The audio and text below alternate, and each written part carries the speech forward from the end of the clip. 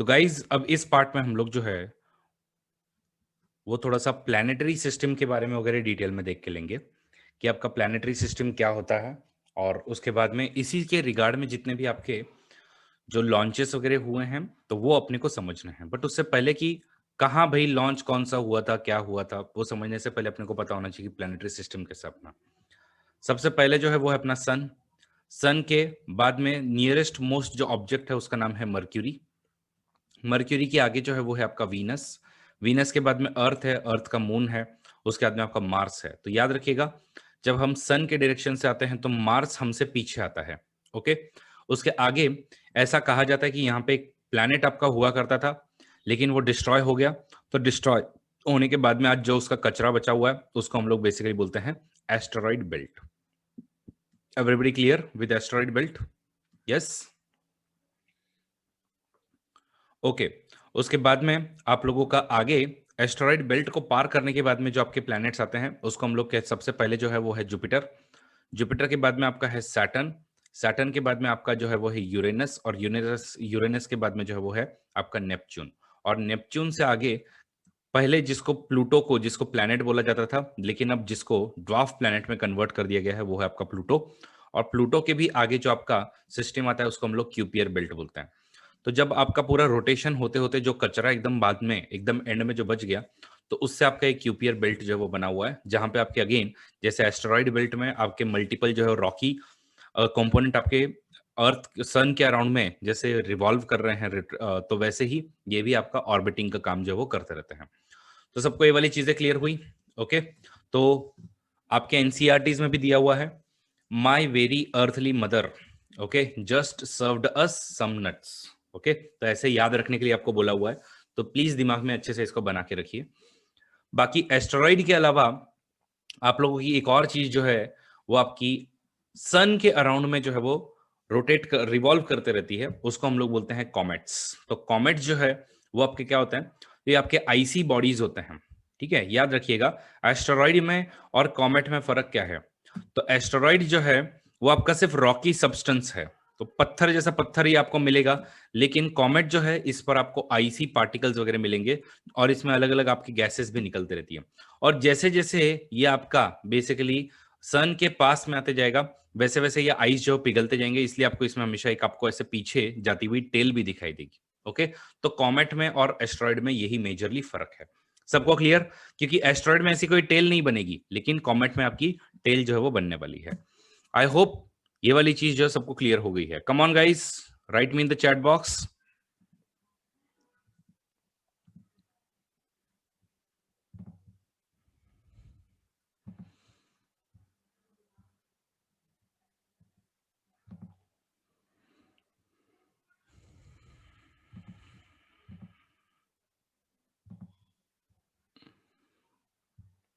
Okay good.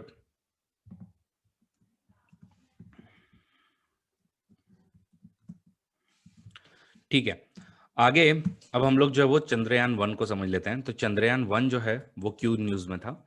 Because अभी कुछ recent images जो उनकी सेंड हुई थी ओके चंद्रयान 1 की, तो उनसे हम लोगों को पता है कि भाई रस्टिंग जो है वो चांद के पोल पर वगैरह जो है वो हो रही थी शुरू आपकी। तो चांद का पोल जो है वो आपका इधर, मतलब चांद के भी नॉर्थ पोल और साउथ पोल होगा। तो इसके पोल्स पर बेसिकली हमने स्टडी किया है, और जो भी इमेजेस पहले अपने को जो सेंड वगैरह की हुई है उसके बेसिस पे हम लोगों ने बेसिकली डिटरमिन किया कि रस्टिंग जो है वो आपकी चंद्रयान, मतलब रस्टिंग जो है वो पोल्स पे आपके चांद के हो रही थी। ठीक है, इसके पहले भी थोड़े से पोलर रीजन जो है, सिर्फ पोलर रीजन पे वाटर नहीं है, तो आपके बाकी भी जगह पे जो है वो आपको वाटर वगैरह मिलेगा। ये हम लोगों ने 2019 में चंद्रयान 1 के फाइंडिंग के बेसिस पर हम लोगों ने बेसिकली इस चीज को डिस्कवर किया था। 2009 में आपका PSLV C11 को यूज करके चंद्रयान 1 को लॉन्च किया हुआ था। तो आपको याद ही होगा चंद्रयान 1 जो है वो आपका PSLV C11 से। चंद्रयान 2 किससे हम लोगों ने लॉन्च किया? चंद्रयान 2 हमने किससे लॉन्च किया था? GSLV MK3। ठीक है, तो इसमें आपके टेरेन मैपिंग का, हाइपर स्पेक्ट्रल इमेजिंग का, LLRI का, हेक्स का, MIP का, ये सब जो है वो उसने बेसिकली आपका जो है वो फाइंडिंग्स वगैरह निकाले हुए थे। इसका बीच में कॉन्टैक्ट बाद में जो है वो लूज हो गया था अर्थ के मतलब 2009 में ही। लेकिन इसके जो भेजे हुए जो इमेजेस वगैरह थे उनका अभी भी स्टडी वगैरह जो है वो चल रहा है, और उसके बेसिस पे आज भी हम लोगों ने कुछ जो है वो चंद्रयान के थ्रू फाइंडिंग जो वो किए हुए हैं कि भाई वाटर डिटेक्ट करने का काम किया था, मैग्मा ओशन हाइपोथेसिस को प्रूव किया था। इवन आपको याद होगा कि अपोलो 15 एंड 17 गए भी थे या नहीं गए थे, उसके एविडेंसेस बेसिकली फाइंड आउट किए थे, क्योंकि पहले लोग ऐसा बोलते थे कि एक्चुअली यूएस जो झूठ बोल रहा है कि यूएस के जो लोग हैं वो चांद पे जाके आए हैं करके। ओके, तो ये गलत बात है। ऐसा जब जो थियरी थी तो उसको उन्होंने प्रूव मतलब थोड़ा सा नकार दिया है कि एक्चुअल में एविडेंसेस है वहां पे लैंडिंग साइट के। बाकी स्पिनल रिच रॉक्स है आपके, एक्सरे सिग्नल जो है वो आपके डिटेक्ट हुए थे, तो ये सब आपके चंद्रयान 1 की बेसिकली फाइंडिंग्स है। ठीक है, चंद्रयान 1 जब पढ़ रहे हैं तो चंद्रयान 2 ऑटोमेटिकली आ जाएगा। तो चंद्रयान 2 के खास बात क्या थी, तो आपको पता होना चाहिए, पिछले भी लेक्चर में मैंने आपको बताया था कि जीएसएलवी MK3 है आपका, जो कि आपको लॉन्च करके देगा। उसके बाद में ऑर्बिटर जो है, तो ये लूनार ऑर्बिटर क्या करेगा, ये आपका ऑर्बिटिंग का काम करेगा, ये आजू बाजू में सिर्फ घूमते रहेगा। तो चांद जो है उसके आजू बाजू में घूमने का काम ऑर्बिटर करेगा। लैंडर का काम क्या था, लैंडर का काम था कि भाई ये लैंड करेगा यहाँ पे नीचे जाके, और यहाँ पे शांति से लैंड करके आगे जो है बातें देखेगा। और उसके बाद में जब लैंडर लैंड हो जाएगा तो उसमें से रोवर जो है वो आपका बाहर निकलेगा, और उधर में आपका जो भी सर्च वर्च करना है वो सब आपका करेगा। लेकिन ये मिशन जो है जिस तरीके से चाहिए था उस तरीके से सक्सेसफुल नहीं हुआ, क्योंकि हम लोग इसमें एक्चुअली आपके दो टाइप के लैंडिंग होते हैं जो लैंडर आप लोग देख रहे हो। तो लैंडिंग जो एक होता है हार्ड लैंडिंग, और दूसरा होता है आपका सॉफ्ट लैंडिंग। तो हम लोग जो वो सॉफ्ट लैंडिंग की कोशिश कर रहे थे, और सॉफ्ट लैंडिंग मतलब क्या होता है, कंट्रोल्ड लैंडिंग होता है। तो एक मतलब क्या है कि आप जो है वो जब ऑर्बिटर से आपको भेजना है तो आप भेजते समय में क्या करोगे कि भाई इसको भेज रहे हो तो एकदम सीधा हार्ड लैंडिंग इसकी करवा दो, लेकिन हार्ड लैंडिंग करवाते समय में तुम क्या करोगे, क्रैश जब करवाओगे तो क्रैश करते समय में तुम ऑलरेडी उसको एकदम बहुत सारे प्रोटेक्टिव प्रोटेक्शन जो वो दे के भेजोगे, ताकि भाई गिर भी जाए तो भी एकदम पूरा इंस्ट्रूमेंट इसके टूट ना जाए। लेकिन हम लोग को सॉफ्ट लैंडिंग करवानी थी, तो क्या हमने एक्स्ट्रा प्रोटेक्शन दी होगी इसको? Answer is no. और अपने को अपनी सॉफ्ट लैंडिंग की एक्स्ट्रा पावर जो है वो भी यूज करके देखनी थी। तो विक्रम लैंडर जो है जब आपका लैंड कर रहा था तो वो आपका क्रैश हो गया, और क्रैश होने के बाद में कभी ये सक्सेसफुल बना ही नहीं। तो आज भी ऑर्बिटर आपका काम कर रहा है, लेकिन विक्रम लैंडर डिसेबल हो गया, और प्रज्ञा रोवर जो है वो भी आपका फिर बाहर ही नहीं आया। तो आज जो है मतलब उसका अपने को मिल गया है कि वो कहाँ गिरा हुआ दिख गया है, लेकिन बात यह है कि सॉफ्ट लैंडिंग की जगह पे इसकी हो गई हार्ड लैंडिंग, और उसके वजह से पूरा पूरा इंस्ट्रूमेंट जो तबाह हो चुका है। सबको क्लियर? लेकिन इससे हम लोग सीख जरूर लेंगे, और हम लोगों ने बोला है कि चंद्रयान 3 जो है उसको हम लोग एक सक्सेसफुल मिशन जो है बनाने की पूरी पूरी कोशिश करेंगे। बाकी the mission was conducted for topographical research, mineralogical studies, और मून के ओरिजिन एंड इवोल्यूशन पे अपने को थोड़ा सा पढ़ाई करना था, जो कि जुलाई 2019 में जीएसएलवी MK3 के थ्रू हम लोगों ने लॉन्च किया हुआ था। ओके, तो हाईलाइट यही था। और इसका खास बात जो ये है कि मिशन जो है वो आपका जो लैंडिंग वगैरह होने भी जो वाली थी वो साउथ पोलर रीजन पे होने वाली थी। हम लोगों ने पर्टिकुलरली साउथ पोलर रीजन जो है वही क्यों चूज किया हमने चंद्रयान 2 में, बिकॉज अगर हम लोग देखें यहाँ पे तो मेजर जो आपकी भीड़ पड़ी हुई है कि सब लोगों ने लैंड जो है वो अपने कुछ ना कुछ सिस्टम लॉन्च करवाए हुए हैं, लैंड करवाए हुए हैं। चाइना ने, जापान ने, EU ने, US ने, रशिया ने, सब ने कुछ ना कुछ भेजा हुआ है। जो भी भेजा है उन्होंने, ये सब उन्होंने इस रीजन में भेजा हुआ है। तो ये वाला जो आपका साउथ पोल का रीजन है यहाँ पे काफी कम जो है वो एक्चुअली लोगों ने थोड़ा सा स्टडी किया है। और दूसरी बात जो है, ओके, दूसरी बात जो है, नहीं नॉट एक्सप्लोर टिल नाउ, नहीं एक्सप्लोरेशन चल रहा था, लेकिन अभी तक ये रिलेटिवली अनडिस्टर्ब्ड आपका एरिया है। ठीक है, और दूसरी बात यहाँ पर बहुत दिनों तक जो है वो सनलाइट आपकी पहुंचती नहीं है। तो सनलाइट नहीं पहुंचती है तो क्या है कि आपके जो ओरिजिनल जब से आपके स्ट्रक्चर जो प्रेजेंट है वो भी आपको यहाँ पे थोड़े से देखने को मिल पाएंगे। तो इसलिए ये आपको मेनली स्टडी करना है। In all space missions no country has ever attempted to land, तो एकदम सॉफ्ट लैंडिंग जो है वो आपने किसी ने भी अभी तक यहाँ पे नहीं किया था।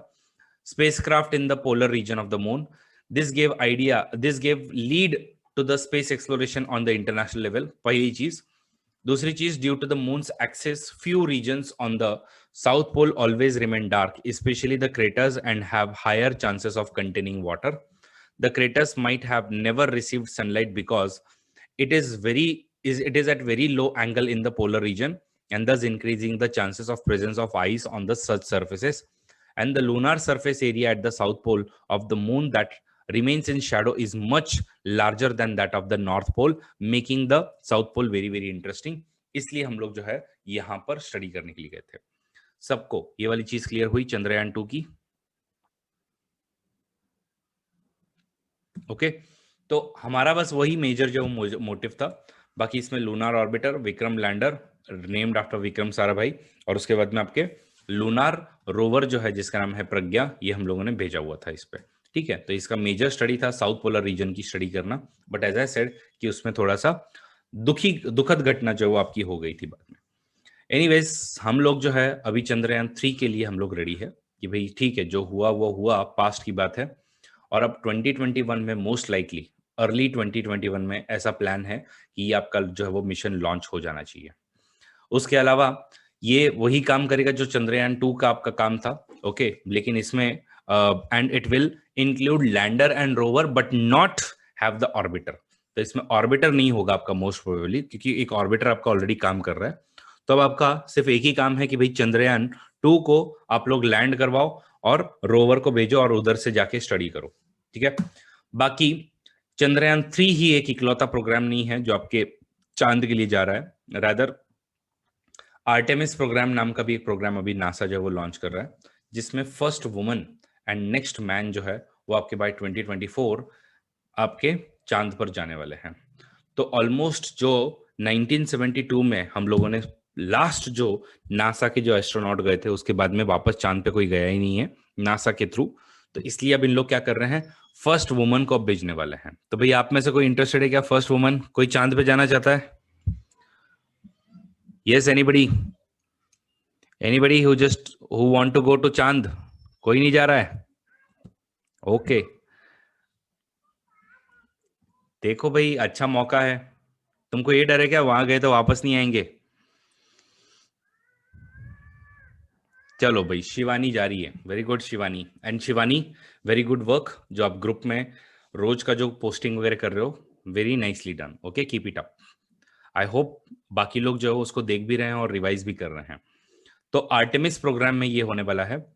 बाकी तो अपना गगनयान मिशन जो है वो आपका आने ही वाला है, लेकिन इसमें 2022 में अपना आएगा। लेकिन इसमें चांद वांद पे नहीं जा रहे हम लोग, लेकिन एटलीस्ट एक 300 से 400 किलोमीटर के हाइट पे तो भी लोगों को लेके जाएंगे और घुमा के वापस नीचे लेके आएंगे। ओके, सिंस चांद की बात ही कर रहे हैं तो चांद से रिलेटेड एक और मिशन था जो कि है चंगे 5 mission, and very important mission. इस मिशन ने क्या किया है, तो इनका जो भी लूनार रिलेटेड जो भी या फिर आपका मून रिलेटेड जो भी चाइना के जो मिशन होते हैं उसके नाम चंगे ही होता है। ओके, तो ये चंगे मैं इसको बोलता हूं, पता नहीं इसको प्रोनाउंस कैसे करते होंगे। तो चंगे 5 या फिर चंगे 4, ये सब जो है वो आपके लूनार रिलेटेड जो है वो मिशन हैं। तो ये क्या है, तो बेसिकली अभी न्यूज में इसलिए है क्योंकि इन्होंने Chinese capsule returns earth carrying the moon के रॉक्स। आप लोग समझ पा रहे हो? चांद की मिट्टी जो है, चांद की मिट्टी जो है वो चाइना अभी लेकर जो है वो वापस से आया हुआ है, यही इसकी स्पेसिफिक बात है। ठीक है, तो इनके कब से चंगे 1 2 3 4 भी इंपॉर्टेंट मिशन था, और 5 मिशन जो है, 5th मिशन जो है अभी दिसंबर 2020 की बात है।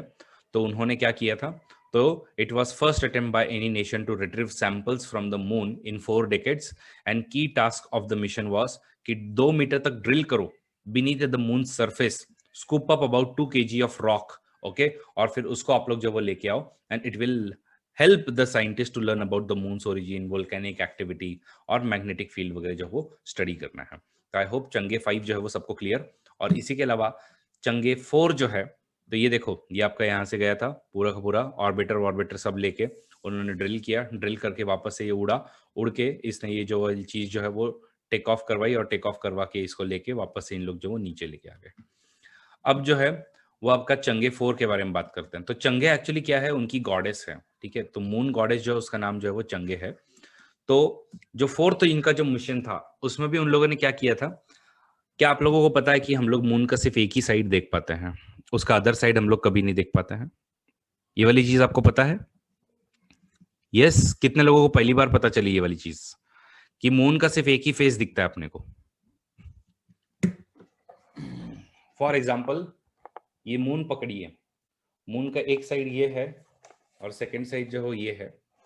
तो बिकॉज अर्थ का रोटेशन कुछ इस तरीके से है, ठीक है, अर्थ के रोटेशन का पीरियड और मून का रोटेशन का पीरियड कुछ इस तरीके से है कि अर्थ चाहे कहां पे भी रोटेट करे, every time we are only going to see this face only, okay, and we are unable to see this face.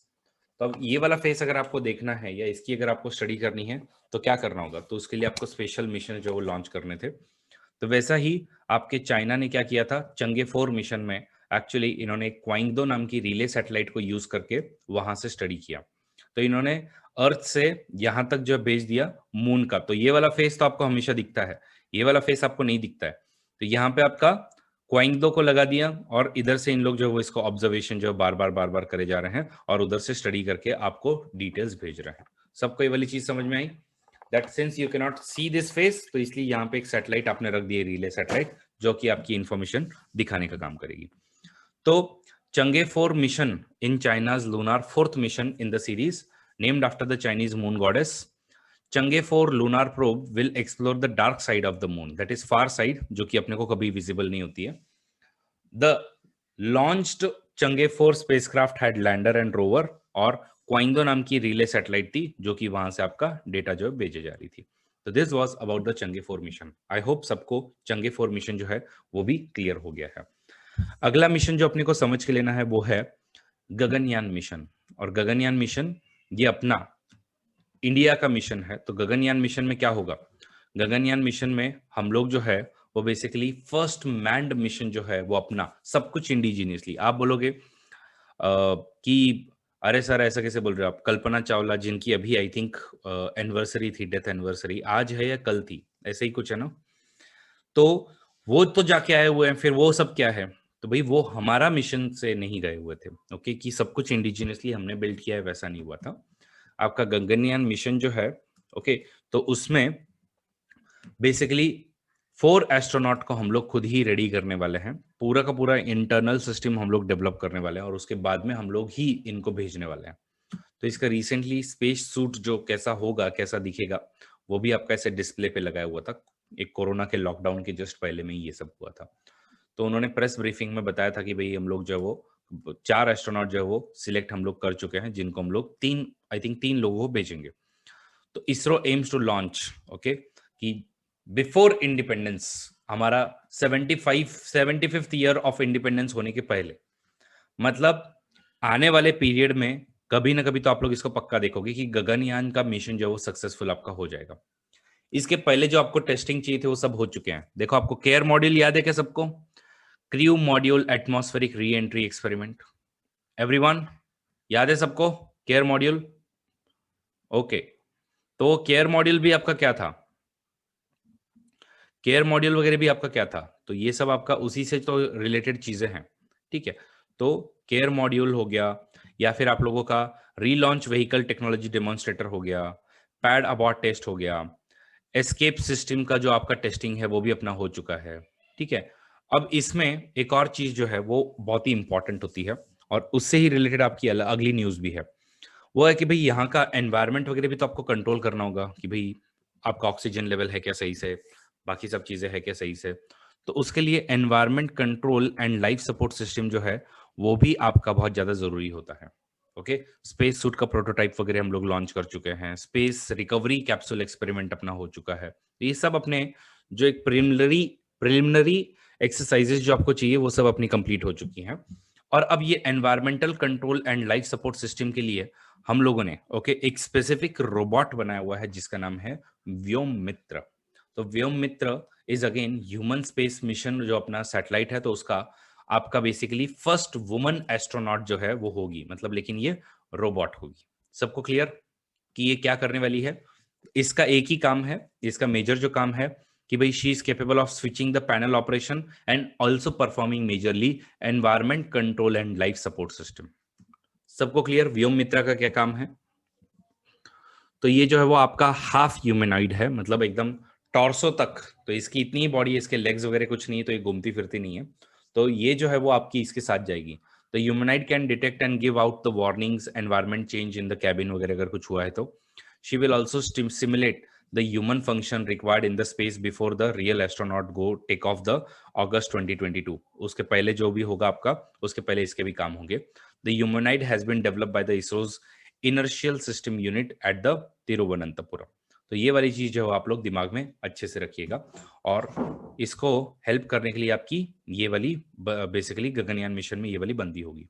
ठीक है, मिशन का यही काम है, 300 से 400 किलोमीटर तक भेजोगे और उसके बाद में वापस से उनको थोड़े दिनों में लेके आओगे। तो first human mission indigenously develop by ISRO, और इसमें अपने को रशिया वशिया थोड़ी बहुत हेल्प भी कर रहा है कि भाई ये सब मैनेज करना है, वो सब मैनेज करना है, तो सब हो रहा है। तो that is about the Gaganyaan mission and Vyom Mitra. I hope सबको क्लियर हो गया है। ओके, ठीक है। अब ये जो आपकी basically human space flight mission में हम लोग जिन जिन लोगों को भेज रहे हैं, उन लोगों को आप लोग कौन से ऑर्बिट में रखने वाले हो, कौन से ऑर्बिट में लेके जा रहे हो? बेसिकली लियो में लेके जा रहे हो। लेकिन लियो ऑर्बिट का एक प्रॉब्लम है, लियो ऑर्बिट का प्रॉब्लम क्या है कि लियो ऑर्बिट अगर समझो इस तरफ पे घूम रहा है, समुद्र में कहीं घूम रहा है, तो वहां पे आपका कोई रेडियो रिसीवर है क्या? यहां पर आपका कोई रेडियो रिसीवर है क्या? सिमिलरली अगर अगेन इस एरिया में घूम रहा है तो रेडियो रिसीवर है क्या? और इस ड्यूरेशन में अगर कोई प्रॉब्लम हो जाए तो आप लोग चीजों का मतलब इंफॉर्मेशन कैसे भेजोगे? ओके, तो ये वाली एक बात। और दूसरी वाली बात, कभी कभी जो भी लियो में हम लोगों ने जो भी सैटेलाइट रखे हुए हैं, कभी कभी जब उनको ग्राउंड के साथ में कम्युनिकेट करना है तो उन लोग नहीं कर पाते हैं। तो हम लोग क्या करेंगे, दो जो है वो रिले सैटेलाइट हम लोग जो है वो स्पेस में रखेंगे। ओके, मतलब क्या कि आपकी जो भी लियो में जो सैटेलाइट है, सपोज इसको कोई ग्राउंड स्टेशन नहीं मिल रहा है, तो ये क्या करेगी, ये ऊपर के आपके जियो स्टेशनरी ऑर्बिट में जो आपकी रिले सैटेलाइट है, और मैंने आपको पहले भी रिले का मतलब बताया हुआ है, रिले मतलब पासिंग ऑन, तो ये यहां से इसको पास करेगा। इसको अगर ग्राउंड बेस्ड स्टेशन मिला तो ठीक है, वरना ये यहां से इसको पास करेगा और यहां से आपका ग्राउंड स्टेशन के साथ में आपके कनेक्टिविटी होगी। इसी को हम लोग बोलते हैं Indian data relay satellite system, IDRSS। सबको क्लियर व्हाट इज IDRSS? देखो एकदम सिंपल कंसेप्ट है, ठीक है। तो India plans for its own space trekking and communication of its own space asset, जिससे हम लोग जो है वो स्पेस टू स्पेस कम्युनिकेशन जो है वो अपने सैटेलाइट टू सैटेलाइट करेंगे, IDRS। तो सेट ऑफ 2 IDRS सैटेलाइट जो है वो आपके जियो स्टेशनरी ऑर्बिट में रखे जाएंगे। देखो जानबूझ के जियो स्टेशनरी में रख रहे हो क्योंकि आप लोग ताकि ग्राउंड स्टेशन से कम्युनिकेट कर सको। It will track, send and receive the real time information from जो भी आपके लियो सैटेलाइट जो आपके घूम रहे हैं। It will also be useful in monitoring the launches of crew members of the Gaganyaan mission. ठीक है, बाकी आप लोग जो जितने भी आपके वीनस वगैरह है, इनका ऑब्जर्वेशन वगैरह करना है, उसके लिए भी होगा। And India will join the club of USA, China and Japan and Europe, okay, जिनके पास में already data relay satellite system आपका एग्जिस्ट करता है। सबको क्लियर? ये भी लॉन्च करना है, अभी तक किया नहीं है, प्लान कर रहे हैं हम लोग IDRSS को। अगर IDRSS क्लियर हुआ है तो जल्दी से चैट बॉक्स में IDRSS सब लोग चैट बॉक्स में लिखो।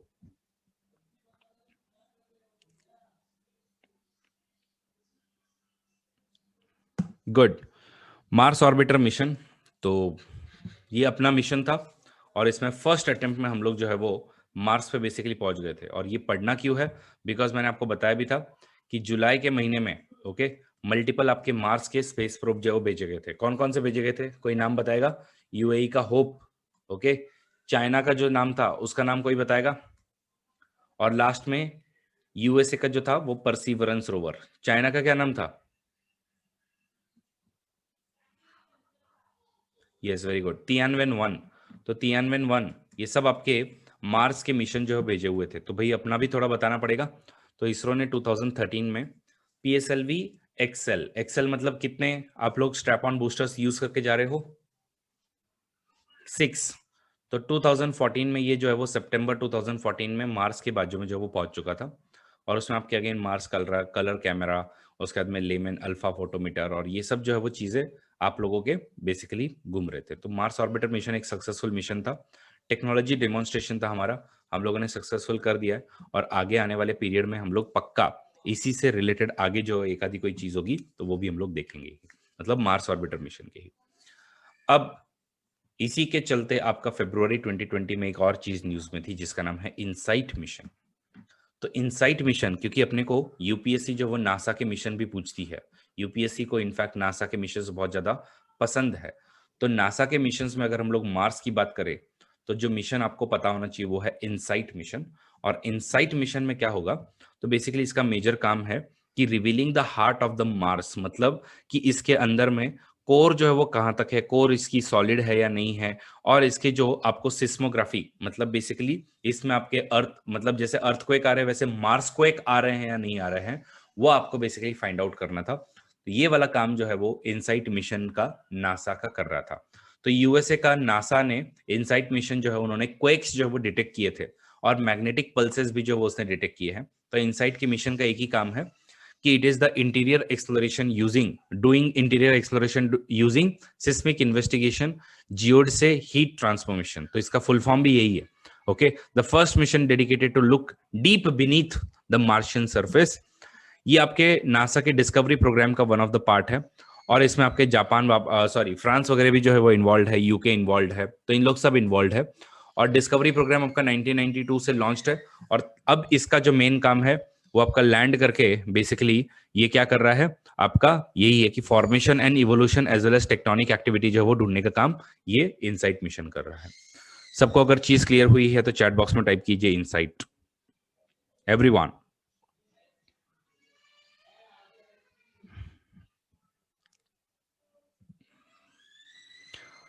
अब अगर हम लोग एक्टिव मिशंस अगर हम लोग देखें कि अब तक के कौन कौन से दिखेंगे, तो एक रफ मैं आपको बस एस्टिमेट दे रहा हूं। क्यूरियोसिटी रोवर जो है नासा का 2011 का काफी फेमस है। वैसा ही मार्स रिकनेंस ऑर्बिटर नासा का, ये तो अपने को पता भी नहीं था क्योंकि 2005 के पीरियड में, लेकिन ये वाला जो है काफी फेमस है। मॉम मिशन अपना मार्स और Mars atmosphere and volatile evolution, मतलब मेवेन। तो मेवेन जो है वो 2013 से वहां पर है। एक्सो मार्स ट्रेस गैस ऑर्बिटर जो है वो आपका अगेन रशिया का है। इनसाइट मिशन 2018 से है वहां पे। एमिरेट्स का होप मिशन जा चुका है, तियानवेन आपका जा चुका है, और परसिवरेंस रोवर जो है जुलाई 2022 का है। तो लगभग ये सारे मिशंस हम लोग कहाँ भेज चुके हैं, मार्स पर भेज चुके हैं। तो ये एक मैंने थोड़ी सी स्लाइड बनाई है जिससे आपको एक्टिव मिशन जो पता चले कि कौन कौन से है मार्स पर। ठीक है, अब हम लोग आगे बढ़ते हैं। और मैंने आपको प्लानिटरी सिस्टम इसीलिए सिखाया हुआ था क्योंकि आप लोग जो है वो जूनो वूनो जो वो सीख सको, क्योंकि यूपीएससी आपको नासा के ऐसे अलग अलग मिशन पे क्वेश्चन पूछते रहती है कि भाई जूनो मिशन क्या है।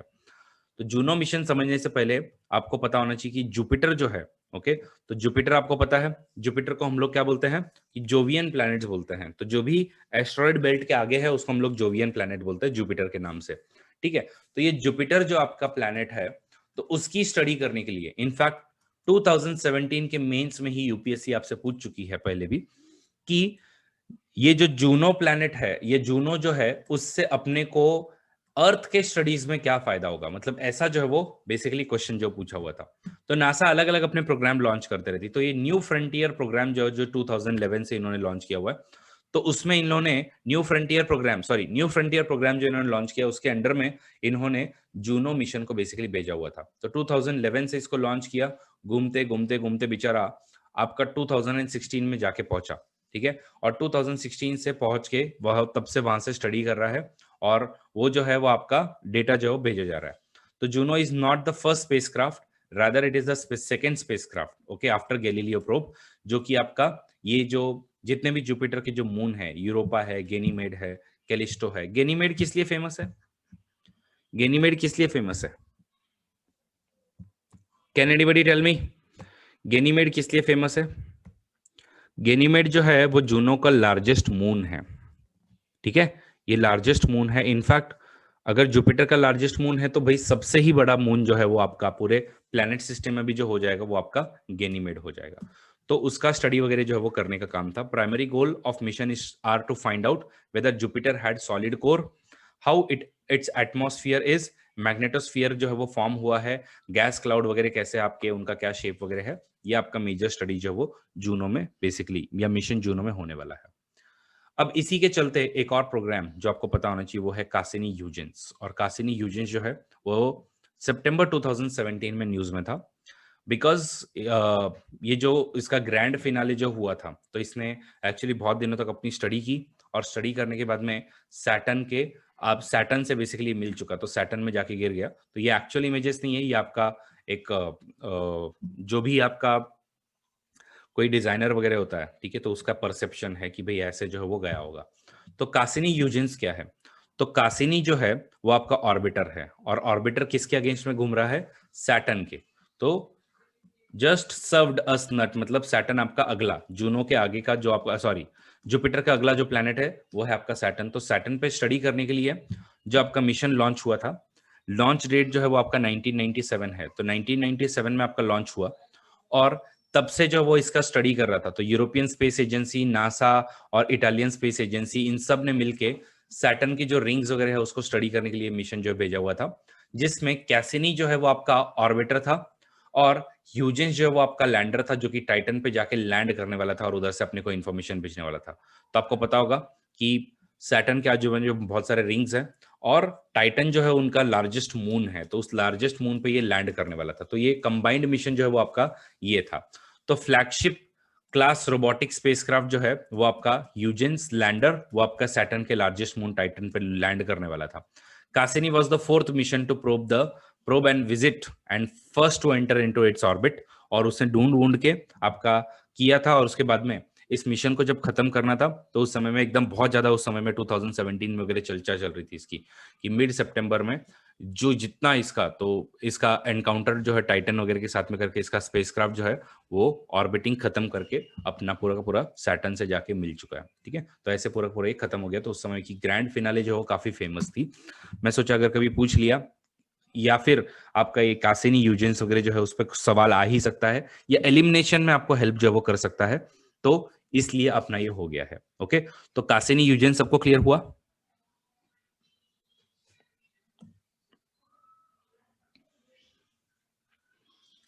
Okay, good. नेक्स्ट जो है वो, अब अपने को नासा का एक और जो मिशन अपने को सीख के लेना है वो है नासाज वोएजर 2 स्पेसक्राफ्ट।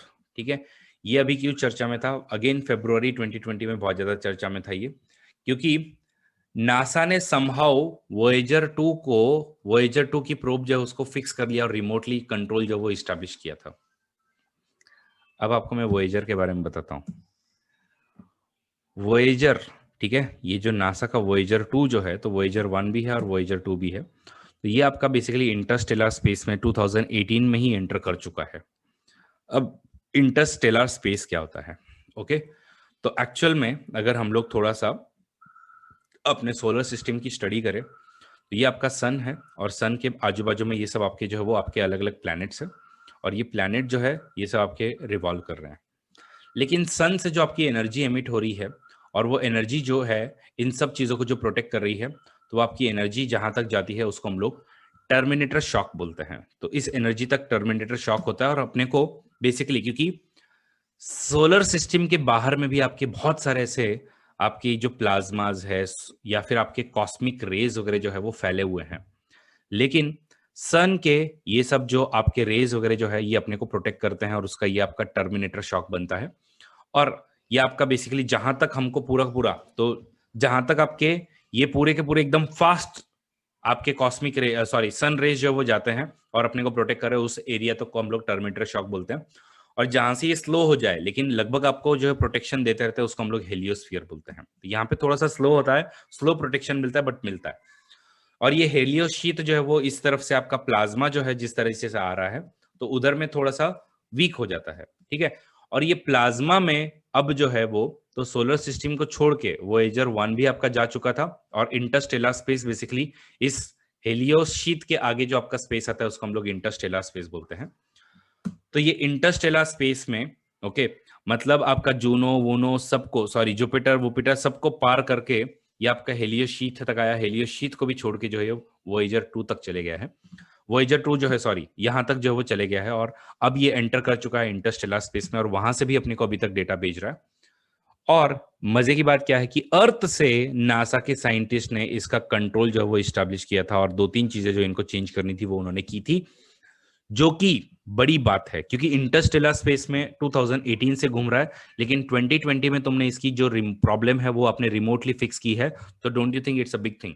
और एक चीज से मैं आपको बताता हूं कि ये कितनी बड़ी जो है वो आपके लिए इंफॉर्मेशन होनी चाहिए, ये कितना बड़ा ये आपका बेसिकली अचीवमेंट है। अर्थ से वोएजर 2 तक इंफॉर्मेशन भेजने में ही आपके 18 घंटे लग जाते हैं। समझ रहे हो? आपको सिर्फ एक डेटा यहां से वहां तक भेजना है और वहां से वापस यहाँ पे रिसीव करना है, उसके 18 घंटे। मतलब 36 घंटे तो आपका सिर्फ एक इंफॉर्मेशन भेजने में और ट्रांसमिशन में ही लग जाते हैं। तो आप लोग जस्ट इमेजिन कर सकते हो कि कितनी बड़ी ये घटना हुई है। सबको क्लियर हुआ वोएजर 2 के बारे में? तो यस टाइप करो चैट बॉक्स में, कमेंट बॉक्स में। तो ये बात है आपकी वोएजर 2 की, और इसीलिए वोएजर 2 आपका न्यूज में था। So the two spacecraft Voyager 1, Voyager 2 आपके basically were design to replace the original plans for a grand tour. तो पहले इन्होंने ग्रैंड टूर वगैरह बनाया हुआ था, लेकिन अब इन्होंने वोएजर 1, वोएजर 2 इन्होंने बेसिकली बनाया, जो कि आपका सारे के सारे ओके। तो ये एक्चुअली स्टडी कैसे कर रहा है? तो अगर हम लोग वोएजर 2 की अगर हम लोग देखें तो वोएजर 2 की जर्नी कहाँ से शुरू हुई? तो अर्थ से ऐसे शुरू हुई, आपका अर्थ से जाते-जाते मार्स वगैरह से घूमते हुए, जुपिटर वगैरह सबसे घूमते हुए, सैटर्न वगैरह से घूमते हुए, सब जगह से ये स्टडी जो है वो करते-करते अब फाइनली जो है वो इंटरस्टेलर स्पेस में जो वो एंटर कर चुका है। तो इसका यही जो है वो खास बात है कि एकदम शुरुआत कहाँ से की? अर्थ से निकल के मार्स-वार्स से घूम के, फिर आपका अगेन जुपिटर से घूम के, सैटर्न से घूम के, ठीक है? तो आपका नेपच्यून वगैरह सबके पास में स्टडी करके आगे जो वो गया हुआ है। And it is also one of the your spacecraft जो सबकी स्टडी जो वो करते हुए गया हुआ है। ओके, तो Voyager gets its power from the radioscope thermoelectric generator, जो कि आपका बहुत पहले लॉन्च कर चुके हम लोग, ठीक है। तो ये बेसिकली आपका मेजर एम था, और 2018 में इंटरस्टेलर स्पेस में एंटर कर चुका है। It joined it's twin Voyager 1, जिसका यही काम था। और अब ये आपके स्पेस में जहाँ पे प्लाज्मा आपका डोमिनेट कर रहा है इंटरस्टेलर स्पेस में, तो वहां पे ये काम कर रहा है, और ये हेलियोस्फीयर को छोड़ चुका है, ठीक है। तो ये जो अपना जाइंट बबल, तो sun sends out the constant flow of the charge particles called as the solar wind, और ये सोलर विंड जो अपने को पूरा प्रोटेक्ट करता है सारे डायरेक्शन में, उसको हम लोग बेसिकली हेलियोस्फीयर बोलते हैं। ओके, और जहां पे आपकी ये सोलर विंड की स्पीड एकदम फास्ट रहती है, उस एरिया को हम लोग टर्मिनेटर शॉक बोलते हैं, और जहां पे स्पीड थोड़ी सी स्लो हो जाए उसको हम लोग आगे का हेलियोस्फीयर वाला पार्ट बोलते हैं। तो this is about Voyager 1, Voyager 2। I hope सबको ये वाली इंफॉर्मेशन क्लियर हो गई है।